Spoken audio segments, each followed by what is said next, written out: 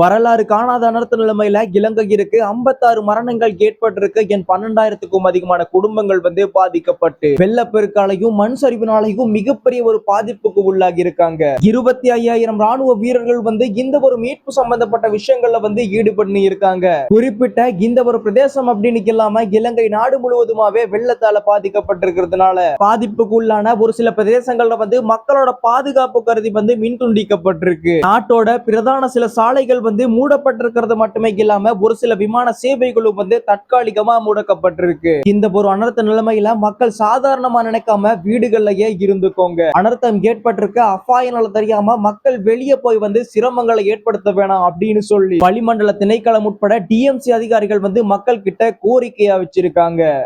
கொஞ்சம் கொஞ்சமா தித்வா புயல் இலங்கையை விட்டு போற வரைக்கும் மக்கள் சேஃபா இருக்கும்படி அரசாங்கம் கோரியிருக்காங்க. இந்த புயல் என் மலையோட சீற்றம் இந்தியா வர பாதிக்கும் அப்படின்னு சொல்லப்படுது. இந்தியாவோ இலங்கையோ மக்கள் ரொம்பவே சேஃப் ஆகிருங்க. பிகாஸ் ஏன்னா கொடுக்கப்பட்டிருந்த ரெட் அலர்ட் அப்படின்ற அளவையும் தாண்டி நீர்மட்டம் அதிகரிச்சிருக்கு. என் மலையோட சீற்றமும் வேகமும் குறையிற மாதிரியும் இல்ல. பாதிக்கப்பட்ட மக்களுக்கு ஜாதி மதம் இனம்னு சொல்லி எந்த பிரிவுமே பார்க்காம மக்கள் உதவுறதையும் பார்க்க முடியும். மக்களை நாம எல்லாருமே ஒன்னா இணைஞ்சு இருந்தா எந்த ஒரு சிச்சுவேஷனுக்குமே கடந்து போக முடியும். நீங்க வணங்குற கடவுள் யாரா இருந்தாலுமே பரவாயில்ல, இந்த அனர்த்த நிலைமையில இருந்து பாதுகாக்கணும் அப்படின்னு சொல்லி ப்ரே பண்ணிக்கோங்க.